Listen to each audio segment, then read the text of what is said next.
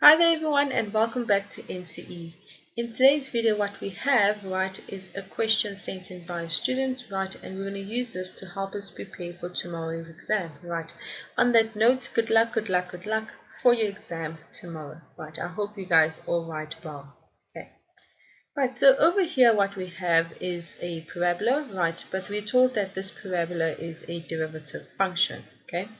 That little statement in this specific question is to sort of like throw you off hand a little bit because they don't really use that whole concept of moving from the derivative back to the original function p of x, Usually when they give you the derivative function, which is your parabola, they usually ask you to go back, to the original function. But in this question, they don't do that, okay?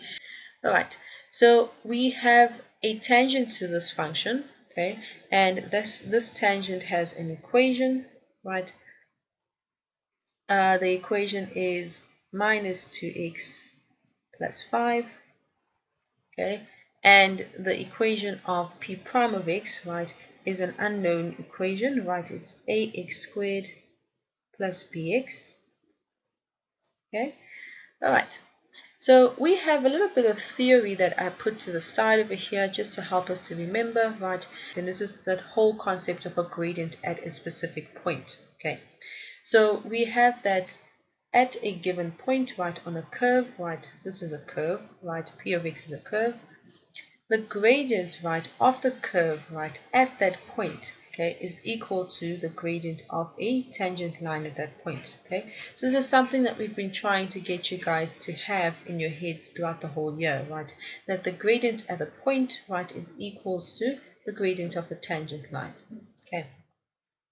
All right, so using this theory, you can now see that basically the gradient at this point, okay, this point R, this is a specific point, okay, it's a point of tangency, so the gradient at that specific point is going to be given by the derivative of this function p prime of x, so now the derivative of this function, okay, is p double prime of x, okay, so we're going to write in here, that the gradient at point R is going to be equals to p prime of x. Okay, so now we know what the gradient at point R is. It's actually here in the formula of f of x, That is minus 2. Okay, so minus 2 is equals to p prime of 1. Okay, all right. So 10.1 actually says that we must find p prime of x, p double prime of x. And this is going to be in terms of a, b, and x, and we're going to take it straight from there. We're just going to differentiate, so we're going to get 2ax plus b, okay? Then 10.2 says, hence show that a is equals to minus 5 and b is equals to 8, okay? All right, so another thing that we have over here, is on this point, we have that p prime of 1 is equals to 3, okay? So if we substitute 1 over there, we are going to have 3 is equals to a plus b, okay? That's substituting 1 into here, okay? And another equation that we have is substituting 1 into p double prime, and that will give us 2a plus b, and that must equal negative 2, okay? So then from here we can obviously then solve simultaneously, If we call this second equation, this equation 2a plus b is equals to minus 2 as equation number 1, okay? And then solving this one for a and having a is equals to 3 minus b as equation number 2, Substituting equation number 2 into equation number 1 gives us that b is equals to 8, okay? And then substituting that b value back into equation number 2 will give you that a is equals to negative 5. Okay. Question 10.3, we have a graph H, which is perpendicular to the graph F, This is actually the normal line, At that point, what do we have here? Sorry, We have the T is a point on the parabola, K is the point on the straight line H, right, such that this line TK is parallel to the y-axis. We need to determine the maximum length, right, of TK in this area over here, right, where the parabola is above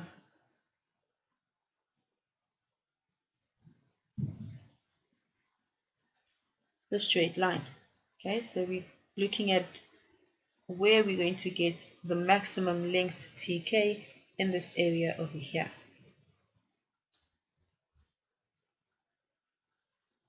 Okay. Right, so to actually solve this, right, we know that we are obviously going to need an equation for this distance tk, right? Once we have that equation, we need to then take the derivative of that equation, right? So in order to find tk, right, we obviously know this is a vertical distance, right? And since we're looking at this area where the parabola is above the straight line, it's going to be given by the y value, right, at the parabola. Okay, so p prime minus the y value here on the straight line, h of x, right, which is basically displayed over here, right? So once you figure that out, you realize that, oh, okay, you don't actually have the equation of h of x, right? It's not a difficult thing to find. You then go and you find the equation of h of x, right, using that point over there, 1, 3, okay, to substitute in, and the gradient of h of x is obviously then going to be the reciprocal, right, the negative reciprocal of the gradient of f, right, since those two lines are perpendicular to each other, right, and then we get that the equation of h of x is equals to a half x plus 5 over 2. Okay, substituting that back into here, we get that the equation of tk ends up being minus 5x squared plus 15 over 2x minus 5 over 2. Okay, so now we just need to differentiate this equation. Right, so when you take the derivative of this distance tk, right, you get negative 10x plus 15 over 2, right, that is the derivative function, okay. So now we need to set this derivative function equals to 0, right, in order to evaluate our critical values, right. So when we set it equals to 0, we get an x value, right, of 3 over 4, okay. So this is a critical value. Right, so then we take this x value and we basically put it on a derivative number line. Okay, this is the first derivative test. What we're trying to do here is to confirm that we actually have a local maximum at that point, right, at the specific x value.